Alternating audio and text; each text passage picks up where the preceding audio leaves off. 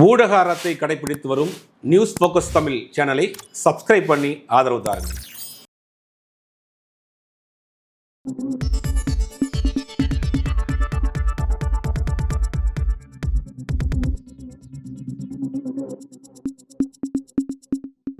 வணக்கம் சார். வணக்கம். தற்போதைக்கு இந்தியாவினுடைய குடியரசு துணைத் தலைவர் தேர்தலுங்கிறது ஒரு முக்கியமான ஒரு சப்ஜெக்டாக மாறுது. அவங்க தங்களோட கேண்டிடேட் அறிவிச்சிட்டாங்க. என்டிஏ வந்து சிபி ராதாகிருஷ்ணன் சொல்லிட்டாங்க. அதே மாதிரி இந்தியா அலைன்ஸும் வந்து சுதர்சன் ரெட்டி முன்னாள் உச்சநீதிமன்ற நீதிபதின்ற அறிவிச்சிட்டாங்க. அறிவிச்சதுக்கப்புறம் என்ன பண்ணுறாங்க அப்படின்னா வந்து இப்போ இவங்க யார் இந்தியா அலைன்ஸ் வந்து சிபி ராதாகிருஷ்ணன் எப்படி போர்ட்ரேட் பண்ணுறாங்கன்னா அவர் ஆர்எஸ்எஸ்காரர் அப்படின்ற மாதிரி ஒரு முத்திரை கொடுத்து அவர் ஆர்எஸ்எஸ்காரர் அப்படிங்கிறதுனால அவர் அங்கே நிராகரிக்கும் அப்படின்ற ஒரு புள்ளி நகராங்க. இப்போ இவங்க அவங்களுடைய வேட்பாளர் எப்படி அலிகேஷன்ஸ் வைக்கிறாங்கன்னா, குறிப்பாக நாட்டின் உள்துறை அமைச்சர் அமித்ஷா என்ன சொல்கிறாருன்னா, அவர் நக்சலுக்கு ஆதரவானார், அவருடைய தீர்ப்புகள் நக்சலுக்கு ஆதரவாக இருந்துச்சு, அவர் அப்படி ஒரு தீர்ப்பு கொடுக்காம இருந்ததுன்னா 2020 வந்து நக்சல் ஒழிக்கப்பட்டிருக்கும் அப்படின்னு சொன்னார். இதில் டிஸ்டர்ப் பண்ண ஸ்டாலின் அவர்கள் வந்து உங்களுடைய கையாளத்தனத்துக்கு இப்படிலாம் பேசாதீங்கன்னு சொல்லி ஒருமையிலே பேசுகிற மாதிரியான காட்டமான விமர்சனத்தை ஸ்டாலின் முன் வைக்கிறாரு. எப்படி இந்த களத்தை நீங்கள் பார்க்குறீங்க? இல்லை, முதல்ல வந்து இப்போ இந்த 2 பேர் நிற்கிறாங்க. சுதர்சன் ரெட்டி வந்து இந்தியா அலைன்ஸ்லையும், என்டிஏல வந்து சிபி ராதாகிருஷ்ணன் நிற்கிறாங்க. என்டிஏவை பொறுத்த வரைக்கும் ஃபுல் மெஜாரிட்டி இருக்குது. அவங்களுடைய யார் தயவும் இல்லாமல் அவங்களால இன்றைக்கி ஒரு வைஸ் பிரசிடெண்ட்டை செலக்ட் பண்ணிட முடியும். ஆனால் அவங்க இருந்தாலும் கூட இந்தியா கூட்டணி தன்னுடைய ஒற்றுமையை காட்டுறதுக்காக, ஸ்ட்ரென்த்தை காட்டுறதுக்காக ஒரு வேட்பாளரை போடுறாங்க. அவங்க அதுவும் தென்னிந்தியாவை சேர்ந்த ஒரு ஆந்திராவை சேர்ந்த ஓய்வு பெற்ற உச்சநீதிமன்ற நீதிபதியை ஒருத்தர் செலக்ட் பண்ணியிருக்காங்க. இதுக்குள்ளேயே ஒரு அரசியல் இருக்குது. அவங்க வந்து தமிழ்நாட்டை குறிவிக்கிறாங்க. அவருக்கு தமிழ்நாட்டிலேருந்து ஒரு கேண்டிடேட்டை தான் போட போகிறாங்க அப்படின்னு எதிர்த்து இந்தியா அலைன்ஸ்னு பார்க்குறப்ப இல்லை ஆந்திராவிலேருந்து போடுவோம், சந்திரபாபு நாயுடுக்கு ஒரு செக் வைக்கிறாங்க. இவங்க திமுகவுக்கு ஒரு செக் வைக்கிறாங்க. திமுகவுக்கு செக் எதுக்குன்னா 2026 தேர்தலில் நாங்கள் பார்த்தீங்களா தமிழ்நாட்டை சேர்ந்த ஒருத்தர் வைஸ் பிரசிடென்ட் ஆகிருக்கிறோம், 2 பேரை கவர்னர் ஆக்கியிருக்கிறோம் அப்படின்னு அது சொல்கிறதுக்கு அவங்களுக்கு ஒரு இதாக இருக்கும் அப்படின்றதுக்காக அவங்க பிளான் பண்ணுறாங்க. இவங்க என்ன பண்ணுறாங்கன்னா, சந்திரபாபு நாயுடுக்கு ஆந்திராவில் ஒரு செக் வைக்கிறதுக்காக அதே மாநிலத்தை சேர்ந்த ரிட்டையர்டு ஜட்ஜை கொண்டு போய் நிப்பாட்டுறாங்க. இதுக்குள்ள ஒரு அரசியல். சுதர்சன ரெட்டி வந்து ஜெயிக்க போகிறாராங்கிறதுலாம் கிடையாது. ஏன்னா அவருக்கு வந்து அவங்க ஃபுல் மெஜாரிட்டியாக இருக்கிறாங்க, ஜெயிச்சிருவாங்க. அப்போ இது வந்து ஒரு எதிர்ப்பை காட்டுவதற்கு, ஒற்றுமையை காட்டுவதற்கு இவங்க ஒரு ஆளை நிப்பாட்டுறாங்க. அப்படின்னு யார் தேர்ந்தெடுக்க போகிறாங்கன்னு பல பேர் அடிபட்டுச்சு. தமிழ்நாட்டில் இருந்து வைகோ பேர் அடிபட்டுச்சு, அப்புறம் மயில்சாமி அண்ணாதுரை சயின்டிஸ்ட் அவர் பேர் அடிபட்டுச்சு, அப்புறம் திருச்சி சிவா பேர் அடிபட்டுச்சு. கடைசியில் யாரும் எதிர்பார்க்காத அளவில் அவர் அப்படின்னா இவருடைய பேக்ரவுண்டு அப்படிங்கிறப்ப நிறையா சோசியல் சம்மந்தப்பட்ட விஷயங்களுக்கு நிறைய விஷயங்கள் தீர்ப்பு கொடுத்துருக்கிறாரு. 2020-21 காலகட்டங்கள்லாம் கூட தமிழ்நாட்டுக்கு வந்து நடத்திய சில விஷயங்கள்லாம் கூட, அதாவது NEP தேசிய கல்விக் கொள்கைக்கு எதிராக, தேசிய கல்விக் கொள்கை இந்தியாவுக்கு ஆபத்தான ஒரு விஷயம், அடுத்த தலைமுறைக்கு நம்ம செய்யக்கூடிய மிகப்பெரிய ஒரு தீங்கு, அதை காப்பாற்றணும்னு இவர் இங்கே தமிழ்நாடு முழுக்க, இந்தியா முழுவதுமே அவர் இந்த விஷயத்தை பேசுகிறார். இந்த மாதிரி ஒரு என்ன சொல்ற சமூக கண்ணோட்டத்தில் இருக்கக்கூடிய ஒரு நேர்மையான ஒரு ஜட்ஜஸ். அவரை பற்றி நிறையா பாசிட்டிவாக தான் இருக்குது. அவர் கொடுத்த தீர்ப்பு அப்படிங்கிறது இவர் சொல்கிறது என்னென்னா, நாங்கள் வந்து பழங்குடி மக்களை வந்து நல்வழிப்படுத்துறதுக்காக நாங்கள் வந்து ஒரு இது பண்ணியிருந்தோம், அதை வந்து பேன் பண்ணிட்டாரு அப்படிங்கிறது ஒரு குற்றச்சாட்டு சொல்கிறாரு. அவர் அரசியலமைப்பு சட்டத்துக்கு உட்பட்டு தான் ஒரு ஜட்ஜாக இருந்தாலும் சொல்ல முடியும். அப்போ அதில் அவர் வந்து அரசியலமைப்பு சட்டத்தில் இது ஏதோ ஒரு விஷயம் இருக்குது, இது ஏதோ ஒடுக்கிறதுக்காக பயன்படுத்துகிறாங்க அப்படிங்கிற மாதிரி அவருக்கு தோணியிருக்கலாம். அப்போ அதை வந்து அவர் பயன்படுத்த, ஒருவேளை அந்த குழுவை வைத்து இந்த குழுவுக்கும் அதுக்கு மோதல் ஏற்படுத்துறதுக்கு அவங்க எதுவும் பிளான் பண்ணியிருக்காங்களா அப்படிங்கிற உள்நோக்கம் நமக்கு தெரியாது. ஒருவேளை அதை அவர் கெஸ் பண்ணி இதை வந்து வேண்டாம், நீங்கள் நேரடியாக சரண்டர் ஆகிட்டு போங்களேன். அரசாங்கத்தில் வந்து ஒரு ரூல்ஸ் வச்சுருக்காங்க. இப்போ மாவோயிஸ்டுகள், தீவிரவாதிகள் பொது மன்னிப்புன்னு ஒரு நாள் அனௌன்ஸ் பண்ணுவாங்க. அப்போ வந்து சரண்டர் ஆகிடுவாங்க. அவங்களுக்கு வேலை வாய்ப்புகள் மற்ற இதெல்லாம் கொடுத்து அவங்க வாழ்வாதாரத்தை சரி பண்ணக்கூடிய வேலையை செய்வாங்க. அது ரெகுலராக காலங்காலமாக நடந்துகிட்டு இருக்கு. இப்போ அதை தடுப்பதற்கு ஒரு டீமை நாங்கள் உருவாக்குறோம், அங்கே இருக்கிற ஆட்களை வச்சு அவங்கள முள்ளால் எடுக்கிறங்கிற மாதிரி அவங்க பண்ணுறாங்க. இதனுடைய உள்நோக்கம் அவருக்கு தெரியுது. ஒரு ஜட்ஜாக இருக்கிறனால அவங்க ஏதோ செய்ய போகிறாங்க அவங்கள அப்படிங்கிற மாதிரி. அது ஒரு 2 குழு மோதல் ஆயிடக்கூடாது அப்படிங்கிறதுனால அதை வந்து பேன் பண்ணுறாரு. நடந்த விஷயம் 2 குழு மோதல் ஆயிடக்கூடாது அப்படிங்கிறதுனால அதை வந்து பேன் பண்ணுறாரு. அதைத்தான் சொல்கிறார் உள்துறை அமைச்சர்லாம் சொல்கிறாரு, இது வந்து ஒரு நக்சலுக்கு ஆதரவானவரை கொண்டு வந்து நிப்பாட்டியிருக்காங்க இந்தியா அலைன்ஸில் அப்படின்னு அவர் சொல்கிறாரு. ஆனால் அவரை பற்றி, அவர் கொடுத்த ஜட்ஜ்மெண்ட்டை பற்றியோ அவரை பற்றின விஷயங்கள் எல்லாமே பாசிட்டிவான விஷயங்களாக தான் நிறையா இருக்குது. இப்போ இவர்களுடைய சித்தாந்தத்திற்கு இவர் எதிரானவர் இல்லை. இப்போ அதில் டிஸ்டர்ப் பண்ண முன்னாள் நீதிபதிகளாக என்னன்னா, இவருக்கு அமித்ஷாக்கு ஒரு லெட்டர் எழுதியிருக்காங்க. இந்த மாதிரி எங்களோட தீர்ப்புக்கு நீங்கள் உள்நோக்கம் கற்பிக்காதீங்க, அப்படியே எங்களோட சுதந்திரத்தில் நீங்கள் தலையிற மாதிரி இருக்குது, எங்களோட தீர்ப்பு விஷயத்தில் நீங்கள் தலையிற மாதிரி இருக்குது அப்படிங்கிற மாதிரி ஒரு காட்டமாக சில கடிதம் எழுதியிருக்காங்க. டிஸ்டர்ப் ஆயிருக்காங்க, பெரிய டிஸ்டர்ப் ஆயிருக்காங்கிறது புரிஞ்சுக்க முடியுது. இப்போ இந்த சப்ஜெக்ட்ஸ் எப்படி பார்க்குறீங்க? தொடர்ந்து இந்த மாதிரி பல விஷயங்களுக்கு வந்து முன்னாள் ஓய்வு பெற்ற நீதிபதிகள் வந்து பேசியிருக்கிறாங்க. ஜட்ஜஸ், அட்வொகேட்ஸ் நிறையா போராட்டம் பண்ணுங்க. CAA ப்ரொடெஸ்ட் வந்தப்போ கூட இந்த சட்டம் இந்திய அரசியலமைப்புக்கு எதிரான சட்டம் அப்படின்னு நிறைய ரிட்டையர்ட் ஜட்ஜஸ் நிறைய பேர் கூட ஒரு பெரிய பேரணியை கூட நடத்துனாங்க டெல்லியில்.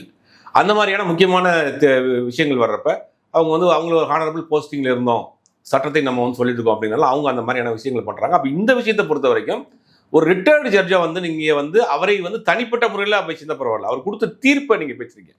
இப்போ முக்கியமான விஷயம், சுதர்சன ரெட்டி தவறான நபர், அவர் வந்து தப்பான பேக்ரவுண்ட்ல இருந்து வர்றாரு, அவருடைய ஆக்டிவிட்டி சரியில்லை, அவர் பிஹேவியர் சரியில்லை, அவர் இந்த மாதிரிலாம் அவருடைய பர்சனல் லைஃப்ல இந்த மாதிரிலாம் இருக்கிறாரு அப்படின்னு சொல்லியிருந்தா கூட பரவாயில்ல. அவர் கொடுத்த ஒரு தீர்ப்பை விமர்சனம் பண்ணுவது ஒட்டுமொத்த கான்ஸ்டியூஷன் அத்தாரிட்டியில் இருக்கக்கூடிய ஜட்ஜஸை வந்து நீங்க வந்து கார்னர் பண்ற மாதிரி இருக்கு. அது வந்து தவறான வாதமா இருக்கு. நேரடியாக அவரை வந்து ஒரு நக்சல்ங்கிற அளவுக்கு நீங்க பேசுறீங்க அப்படிங்கிறதான் அவங்க வந்து கிட்டத்தட்ட 10-18 ரிட்டையர்டு சுப்ரீம் கோர்ட் ஜட்ஜஸ், மற்ற மாநிலங்கள் ஜட்ஜஸ் எல்லாம் சேர்ந்து ரிட்டையர்ட் ஜட்ஜஸ் உடைய அசோசியேஷன்ல இருந்து மத்திய உள்துறை அமைச்சர் அமித்ஷா அவர்களுக்கு ஒரு கடிதம் எழுதிக்கிறாங்க. இதை நீங்க வித்ரா பண்ணணும், தயவு செய்து பேசாதீங்க இந்த மாதிரி. அது ஒரு கான்ஸ்டியூஷனவே நீங்க நேரடியாக ஜட்ஜஸ் கொடுக்கக்கூடிய அந்த தீர்ப்புகளை விமர்சனம் பண்ற மாதிரி இருக்கு, இது ஒரு முன்னுதாரணமா போயிடும் அப்படின்னா அவங்க ஒரு லெட்டர் எழுதியிருக்கிறாங்க. இது உண்மையிலேயே ஒரு இந்த அவர் பேசினதுக்கு ஒரு ரியாக்ஷன் வந்திருக்கு அப்படிங்கிறது ஒரு முக்கியமான விஷயமா இந்த விஷயத்துல பார்க்கப்பட வேண்டியது. இந்தியா அலையன்ஸ் வந்து செலக்ட் பண்ண அந்த கேண்டிடேட் அப்படிங்கிறது ஆந்திரா தெலுங்கானா சேர்ந்தவர், ரெட்டி சமூகத்தை சேர்ந்தவர் அப்படிங்கிறதுனால சந்திரபாபு நாயுடுக்கும் பிறகு ஜெகன்மோகன் ரெட்டிக்கும் பார்த்தீங்கன்னா அடிப்படை அவங்களுக்கு ஒரு நெருக்கடி இருக்கும் அப்படின்னு சொல்லப்பட்டுச்சு. இப்படி ஒரு வாதத்தை முன்வைக்கிறது மூலமா அவர் வந்து ஒரு நெக்சல் ஆதரவாளர் அப்படின்னு சொல்லி முன்வைக்கும் பொழுது நாயுடுக்கும் சரி ஜெகன்மோகனும் சரி ஒரு ரிலீஃப் கிடைக்குதா, ஓகே பரவாயில்லப்பா நம்ம வந்து அவருக்கு எதிராக வாக்களிக்க நம்ம ஒரு ப்ளஸ் கிடைச்ச மாதிரி இருக்கு அப்படின்னு அப்படி ஒரு ப்ளஸ் அதில் இருக்கா நீங்க? இல்லை, ரெண்டாவது இப்போ அங்கே ஆந்திராவை பொறுத்த வரைக்கும் இம்மீடியட்டாக வந்து எலெக்ஷன் கிடையாது, லோக்சபா எலெக்ஷனும் கிடையாது, ஸ்டேட் எலெக்ஷனும் கிடையாது. அப்போ இம்மீடியட்டாக அவங்க தேர்தலை சந்திக்க போகிறது கிடையாது. இது வந்து அடுத்த தேர்தலில் தான் ரிஃப்ளெக்ட் ஆகும், அதுக்குள்ளேயே மக்கள் மறந்துடுவாங்க. அதனால் இம்மீடியட்டான அவருக்கு வந்து ஒரு நெருக்கடி வந்து சந்திரபாபு நாயுடுக்கோ ஜெகன்மோகன் ரெட்டிக்கோ கிடையாது. அப்போ இது என்னன்னா அவங்க வந்து அதை சொல்லி அவங்க வந்து ஒரு அரசியல் பண்ணுறதுக்கு எங்களுக்கு ஒரு இடம் கிடைக்கும். இவர் மேலே இந்த மாதிரி அலிகேஷன் இருக்குது, அதனால தான் நாங்கள் கொடுக்கல, நம்ம மாநிலத்தை சேர்ந்தவராக இருந்தாலும் கூட இவர் மேல் வந்து ஒரு அலிகேஷன் இருக்குது, அதனால தான் வந்து நாங்கள் காமனாக இருக்கக்கூடிய பக்கத்து மாநிலத்தை சேர்ந்த ஒருத்தர் கொடுக்குறோம், நாங்கள் இந்த கூட்டணியில் இருக்கிறோம் அப்படின்னு அவங்க நீங்கள் சொல்கிற மாதிரி ஒரு ரிலீஃப் ஆகிக்கிறது கூட இந்த வார்த்தையை அவங்க பயன்படுத்திருக்கலாங்கிறது தான் யதார்த்தமான உண்மை. தான் இந்த எலெக்ஷனில் இந்தியா அலையன்ஸ் வந்து தங்களுடைய வேட்பாளர் கூடிய சுதர்சன் ரெட்டி ஆதரிக்கும் பொழுது நாளைக்கு வந்து பாஜக ஈஸியாக ஒரு இது கிடைச்சிருமா, அதாவது நக்சல் ஆதரவாளருக்கு வாக்களிச்சவங்க தான் இந்தியா அலையன்ஸ் அப்படின்ற மாதிரி ஒரு இந்திய அளவில் ஒரு வேற மாதிரியான ஒரு நெரேட்டிவ் செட் பண்ணுறது ஒரு வாய்ப்பு கிடைச்சிருமா? இல்லை, இது பெருசாக போய் சேராது. ஓகே, இது வந்து காமனாக வந்து ஒரு மக்கள் தேர்ந்தெடுக்கக்கூடிய இது கிடையாது. இது என்னன்னு தெரியும். ரெண்டாவது பாஜக வைக்கக்கூடிய குற்றச்சாட்டுகள்லாம் நம்ம இந்தியாவில் யாருமே வந்து பெருசாக வந்து எதுக்கல, எதுக்காக வைக்க போகிறாங்க, ஒரு பத்திரிகையாளர் தீவிரவாதிப்பாங்க பார்த்தீங்கன்னா இன்னைக்கு வரைக்கும் அடைச்சி வச்சுருக்காங்க, சோசியலிஸ்ட் ஆக்டிவிட்டிஸை வந்து தீவிரவாதி தொடர்பு பண்ணுறாங்க, சோசியல் ஆக்டிவிட்டிஸ் பல பேரை வந்து அவங்க வந்து வெளிநாட்டிலேருந்து பணம் வாங்குறாங்க, இது மாதிரி அவங்களுக்கு பிடிக்காத ஆட்களை மிகப்பெரிய ஒரு குற்றச்சாட்டுகளை சொல்றது அவங்க வந்து வாடிக்கையான விஷயம். புதுசாக சொன்னால் தான் உங்களுக்கு இதில் வந்து சிக்கல் வரும். ஒரு மனிதனை வந்து நீங்கள் புதுசாக வந்து ஒரு அர்பன் நக்சல்ஸ் அப்படின்றாங்க, மக்களுக்காக போராடக்கூடியவங்க அர்பன் நக்சல்ஸு, நகர்ப்புற போராளிகள், நகர்ப்புற நக்சலைட்டுகள் அவங்க அப்படிங்கிறப்ப இது ஒரு ஆளுன்னு சொல்ல, ஒட்டுமொத்தமாக பல பேருக்கு சொல்லியிருக்காங்க, பல பேருக்கு அந்த லேபிள் ஒட்டியிருக்காங்க. போகிற போக்கில் பார்த்தீங்கன்னா பத்திரிகையாளர்கள் தீவிரவாதிப்பாங்க, சோசியல் ஆக்டிவிட்டிஸாக தீவிரவாதிப்பாங்க, அங்கே வெளிநாட்டில் ஃபண்டு வாங்குறாங்க, ராகுல் காந்தியவே வெளிநாட்டில் பணம் வாங்கிட்டு பேசுகிறன்றதெல்லாம் சொல்கிறாங்க. அப்போ இந்த லேபில் வந்து ஒரு ஆள் கொட்டினா தான் அது புதுசாக வரும். இவங்க கையிலேயே வச்சிருக்காங்க, போகிற ஆள் பூரா அவங்க பிடிக்காததுக்கு அப்புறம் அந்த லேபிள் ஒட்டிட்டு இருக்கிறாங்க. ஆனால் பெருசாக வந்து இவங்களை பற்றி இது ஒரு எஃபெக்டாக இருக்காது. ரெண்டாவது பாஜக வைக்கக்கூடிய குற்றச்சாட்டுகளை இந்தியாவில் பெருசாக யாரும் இப்போ ஏற்றுக்கலங்கிறதா உண்மை. அதனால் நாடாளுமன்ற தேர்தலில் எதிர் பார்த்தீங்க, நாடாளுமன்ற தேர்தலில் அவங்க வச்சிருந்த குற்றச்சாட்டுகள் என்ன சொன்னாங்க, 2 மாடு வச்சிருந்தா 1 மாடை பிடிங்கிடுவாங்க, உங்கள் சொத்தை பிடிக்காங்க, அப்படி சொன்ன இடங்கள் பூரா காங்கிரஸ் பெரிய இடத்துல ஜெயிச்சிருக்கு. அவங்க அப்படி பிரச்சாரம் பண்ண யூபியில் அவங்க பெரிய அளவில் ஜெயிச்சிருக்காங்க, பிரச்சாரம் பண்ண மத்திய பிரதேச பெரிய இடத்துல ஜெயிச்சிருக்காங்க, பெரிய அளவில் கிட்டத்தட்ட மகாராஷ்டிராவில் பெரிய அளவில் ஜெயிச்சிருக்காங்க. அப்போ அந்த பிரச்சாரம்ங்கிறது தீவிரவாதம், மாடு, ஆடு, மதம், சாதி, இப்படி பிரச்சாரம்ங்கிறது வந்து இந்தியா மக்களுக்கே சலிச்சு போச்சு. இது எத்தனை நாளைக்கு தான் திருப்பி சொல்லிக்கிட்டு இருப்பீங்க? பிடிக்காத தீவிரவாதிங்கிறது, எதிர்கட்சியில் வந்து ஒரு சார்பாக செயல்படுறாங்கன்னு சொல்றது, இந்த மாதிரியான விஷயங்களை தாண்டி வளர்ச்சி, பொருளாதாரம், முன்னேற்றம் இதெல்லாம் அவங்க பேசவே மாட்டாங்க. அப்படிங்கும்போது தமிழ்நாட்டு மக்கள், இந்தியா மக்கள் கிட்டத்தட்ட ஒரு 11 வருஷமா பார்த்துட்டு இருக்காங்க. நீங்க சொல்ற மாதிரியான விஷயங்கள் பெருசா வந்து எதிரொலிக்காது.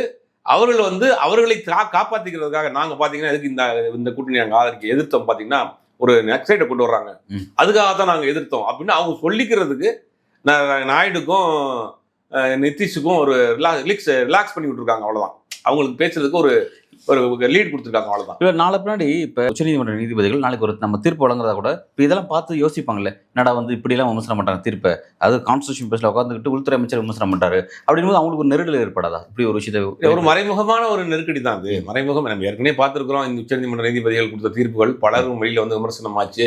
பலரும் வெளியில் வந்து எந்தெந்த போஸ்டிங்கில் இருக்கிறாங்க, ராஜ்யசபா உறுப்பினராக இருக்காங்க, கவர்னராக இருக்கிறாங்க, அவர்கள் கொடுத்த தீர்ப்பினுடைய அடிப்படை என்ன, அதற்கு பிறகு என்னென்ன போஸ்டிங்ல இருக்கிறாங்கிறதெல்லாம் பார்த்துருக்கோம். அப்போ அது மறைமுகமான ஒரு நெருக்கடி தான். ஆனால் இப்போ நீங்கள் கரெக்டாக சொன்னீங்க, ஓய்வு பெற்றதுக்கப்புறம் வந்து பதவி வைக்கிறாங்கன்னு. இப்போ அந்த விஷயத்தை காங்கிரஸ் ஃபர்ஸ்ட் பாஜக விமர்சனம் பண்ணாங்க. இப்போ காங்கிரஸே வந்து இப்படி ஒரு நபர் இனிஷியேட் பண்ணும்போது இப்போ இந்த பிரச்சாரத்தை அவங்க செய்கிறாங்களே, பாஜக செய்கிறாங்களே. அது இமீடியட்டா கிடையாதுல்ல. இவர் ரிட்டையர்ட் ஆகி பல வருஷம் கழிச்சு அவர் பேசிக்காவே ஒரு சோசியல் ஆக்டிவிஸ்டா இருக்காரு. பல்வேறு விஷயங்களையும் பேசிட்டு இருக்காரு. தொடர்ந்து NEP-க்கு எதிராக பேசுறாரு, பல்வேறு விஷயங்களுக்கு பேசுறாரு. அதுக்கு ரிட்டையர்ட் ஆன பிறகு தான் வந்து இந்த வேலையெல்லாம் பண்ணிட்டு இருக்காரு. அப்படிங்கும் போது இவர் ஒரு பார்ட்டி சார்பில் நிப்பாட்டலையே. நீங்க நேரடியாக கொண்டு வரீங்க. ரிட்டையர்ட் ஆகி அடுத்த நாள் பார்த்தீங்கன்னா கவர்னர் ஆயிடுறாரு. ரிட்டையர்ட் ஆகி அடுத்த நாள் பார்த்தீங்கன்னா ராஜ்யசபா MP ஆயிடுறாரு. பல தீர்ப்புகளை இந்தியா அதிரை வச்சு தீர்ப்புகளை கொடுத்த ஜட்ஜஸ்லாம் இன்னைக்கு வந்து பாஜகவில் இருக்கிறாங்க. அப்படிங்கும்போது இவரை வந்து ஒருத்தர் செலக்ட் பண்ணலையே. அந்த கூட்டணி 28 கட்சிகளும் சேர்ந்து செலக்ட் பண்ண ஒருத்தர் நபர் ஆயிட்டார்ல. இப்போ உங்களுக்கு பாஜகவில் ஒருத்தர் MP ஆகுறாங்க ரிட்டையர்ட் ஜட்ஜஸ்னா, அப்போ கூட்டணி கட்சியெல்லாம் கேட்டா போடுறாங்க. அவங்களா போடுறது தான். யாருக்கு ரெஃபர் பண்றாங்களோ அவங்க போடுறது தான். அப்போ இது வந்து ஒரு பார்ட்டியுடைய சார்பாக இருக்கிறது. சுதர்சன் ரெட்டி அந்த கட்சிக்காரரும் கிடையாது. அவர் காமனான ஒரு நபர். அவர் தான் எந்த கட்சியிலும் இன்னைக்கு வரைக்கும் அவர் உறுப்பினர் கிடையாது. CP ராதாகிருஷ்ணன் அப்படி கிடையாது. CP ராதாகிருஷ்ணன் பக்காவான ஒரு RSS அனுதாபியாக உள்ளவர். இல்லை, இப்போ இந்த இடத்துல அமித்ஷா ஒன்று சொல்றாரு. இப்போ ஒரு RSS காரர் அப்படிங்கிறவ நீங்கள் அவர் எதிர்க்கிறீங்களே, இப்போ வந்து RSS-ஓட யாரும் தொடர்பில் இருக்கக்கூடாதா? நான் உள்துறை அமைச்சர், நான் RSS காரர் தான். மோடி பிரதமர், அவர் RSS காரர் தான். அப்போ வந்து இப்போ இவ்வளோ பேர் RSS-ல வந்தவங்க நாங்களாம் இருக்கோம். அப்போ ஒருத்தர் RSS அப்படிங்கிறத நீங்கள் எதிர்ப்பீங்களா? ஆனால் எங்களை மக்கள் வாக்களிச்சு தேர்ந்தெடுக்க தான் செய்கிறாங்க அப்படின்ற விஷயத்தை சொல்கிறாங்களே. அதான் RSS-னுடைய ஐடியாலஜி.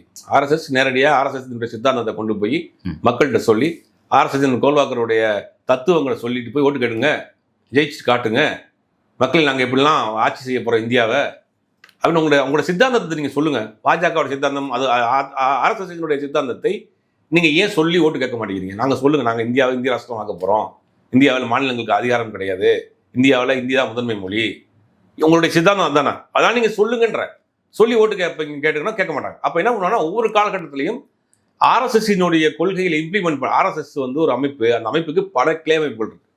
இலக்கியத்துக்கு ஒரு அமைப்பு இருக்கு, அது மாதிரி விளையாட்டில் ஒரு அமைப்பு இருக்கு. அரசியல் பிரிவு தான் பாஜக. அரசியல் பிரிவில் என்ன பண்றாங்கன்னா, ஒவ்வொரு காலகட்டத்திலையும் 2 தலைவர்களை உருவாக்குவாங்க. வாஜ்பாய், அத்வானி, முரளி மனோகர் ஜோஷி, இந்த மாதிரியான 2 தலைவர்களை உருவாக்குவாங்க. அந்த காலகட்டங்கள் எப்படின்னா, ஒரு சாஃப்ட் இந்துத்துவவாதியாக இருக்கக்கூடிய ஆட்களை வந்து பொலிட்டிக்கல் பயன்படுத்துவாங்க. ரொம்ப ரக்கடாக இருக்க ஆளெல்லாம் RSS பயன்படுத்துவாங்க. கொஞ்சம் இலக்கியம் சம்பந்தமான ஆட்கள் இலக்கியத்துக்கு அந்த வழியில் பயன்படுத்துவாங்க. ஸ்போர்ட்ஸ் ஆக்டிவிட்டீஸ்ல அந்த வழியில் பயன்படுத்துவாங்க.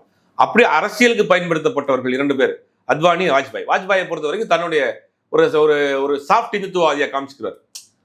வாஜ்பாயுடைய காலகட்டங்களில் கூட்டணி ஆட்சியோட தான் ஆட்சியை ரன் பண்ணி கொண்டு போனாங்க. அந்த நேரத்தில் இவங்க நினைச்ச எந்த விஷயத்தையும் இம்ப்ளிமெண்ட் பண்ண முடியல. அவங்களுடைய அஜெண்டா எதையுமே இம்ப்ளிமெண்ட் பண்ண முடியல.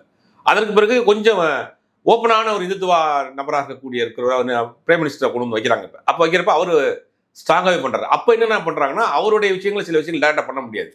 அப்போ உள்துறை அமைச்சரை வச்சு பண்ணுறாங்க. ஏன்னா பிரைம் மினிஸ்டருக்கு அவருக்குன்னு சில புரோட்டோகால் இருக்குது, அது மீறி அவர் விஷயங்கள் பண்ண முடியாது. அதனால அமைச்சர் ரேஞ்சில் உள்ளவரை வச்சு தான் இந்த விஷயங்களை இம்ப்ளிமெண்ட் பண்ணுறாங்க. அப்போ தொடர்ந்து என்னன்னா, RSS-ம் பாஜகவும் வேறு கிடையாது. அதனுடைய சித்தாந்தத்தை இன்னொரு வடிவத்தில் செய்கிறாங்க. அந்த சித்தாந்தம் என்னங்கிறது எதிர்க்கட்சிகளுக்கு தெரியுது, அதனால எதிர்க்கிறாங்க. இதெல்லாம் தவறு கிடையாது. நீங்கள் RSS-இன் சித்தாந்தத்தை BJP-யின் வழியில் இம்ப்ளிமெண்ட் பண்ணுறீங்க, அதனால அவங்க எதிர்க்கிறாங்க. இதில் தவறு இருக்கு. மக்கள் ஏற்றுக்கிட்டாங்களா இல்லையாங்கிறது நீங்கள் நேரடியாக RSS-இன் சித்தாந்தத்தை சொல்லி ஓட்டு கேட்டீங்களா, RSS-காரன் தான் அப்படின்றத நீங்கள் சொல்லிட்டு, RSS-இன் சித்தாந்தம் இதை தான் நாங்கள் ஆட்சி அதிகாரத்துக்கு வந்தால் செய்ய போகிறோம், தமிழ்நாட்டிலே சொல்லுங்கிறேன். தமிழ்நாட்டில் பாஜக கூட்டணி இருக்கு, பாஜக அதிமுக, நான் சொல்லுங்கள் தமிழ்நாடு முழுக்க போய் RSS-னுடைய சித்தாந்தத்தை, RSS-னுடைய கொள்கைகளை நோட்டீஸ் அடிச்சு விட்டு கொடுங்க, ஓட்டு கேளுங்க, ஓட்டு போடுறாங்கன்னு பார்ப்போம். அப்போ நீங்கள் நேரடியாக RSS-ஐ சொல்லி ஓட்டு கேட்டீங்களா? இல்லையே. பாஜகங்கிற ஒரு கட்சியை வச்சு தான் ஓட்டு கேட்குறீங்க. அடிப்படையில் RSS-காரன். அப்படி இம்ப்ளிமெண்ட் பண்ணுறதுக்கு பாஜக தேவைப்படுது. இது அரசியல் அமைப்பாக வச்சிருக்கீங்க, அவ்வளோதான். மக்கள் ஏற்றுக்கிட்டாங்கன்னா, சில இடங்களில் மக்கள் ஏமாந்து உங்களுக்கு ஓட்டு போட்டுருக்காங்க, வாக்களிச்சிருக்கிறாங்க, உங்களை ஏற்றுக்கிட்டாங்க. நீங்கள் பிரிவினை அரசியல் ஒன்று பண்ணுறீங்க. அவர் ஒரு ஜாதி, இந்த ஒரு மதம், நம்ம நாட்டு நம்ம இதாங்கிற மாதிரியான உணர்ச்சிகளை தூண்டி வாக்குகளை வாங்கி செஞ்சுக்கிட்டு இருக்கீங்க. இப்போ இந்தியாவில் உங்களை பெருசாக நீங்கள் உங்களை வந்து ஏற்றுக்கலையே. உங்களுடைய அரசியல் இப்போ புரிய ஆரம்பிச்சிருச்சு. நீங்கள் சொல்லக்கூடிய இந்த உத்தரப்பிரதேச மாடல், UP மாடல்லேயே நீங்கள் பெரிய அளவில் தோற்று போயிருக்கீங்களே. அங்கே இருக்கக்கூடிய அந்த ராமர் கோயில் கட்டியிருக்கக்கூடிய வைசாபாத்தில் தோற்று போயிருக்கீங்களே. அப்படின்னு உங்களுடைய சித்தாந்தத்தின் கோர் இருக்கக்கூடிய அந்த ஹிந்தி ஹாட்லைன்லேயே நிறைய இடங்கள்ல உங்களுக்கு தோல்வி வந்திருக்கு. மகாராஷ்டிரா தோற்றுருக்கீங்க, UPயில் தோற்றுருக்கீங்க, பெரிய அளவில் உங்களுக்கு தோல்வி கொடுத்துருக்காங்களே. அப்போ நேரடியாக இதை சொன்னீங்கன்னா அப்படி இப்போ நீங்கள் மறைமுகமாக பாஜகவுடைய கொள்கை சொல்லி ஓட்டு கேட்கக்கூடிய நீங்கள் RSS-னுடைய கொள்கை நேரடியாக சொல்லி ஓட்டு கேட்டுருந்தீங்கன்னா இன்னும் பலகீனமாக தான் ஆயிருப்பீங்க. அப்போ மக்கள் கேட்டாங்க, மக்களை நீங்கள் நாங்கள் வந்து RSS வேற BJP வேறன்னு சொல்லி ஓட்டு கேட்டுருக்கீங்க. நாங்கள் RSS தான் அப்படின்னு சொல்லி ஓப்பனாக ஓட்டு கேளுங்க, தமிழ்நாட்டில் வந்து கேளுங்க, என்ன நடக்குதுன்னு பார்ப்போம். அப்போ அந்த இதை புரிஞ்சுக்கிட்டு தான் அவங்க ஆப்போசிட் பார்ட்டி வந்து இவங்களை காரணம் பண்ணுறாங்க. அடுத்த கட்ட இந்த சப்ஜெக்ட் எதை நோக்கி நகர்றதுங்கிறத பொறுத்து பார்க்கலாம் சார். நன்றி.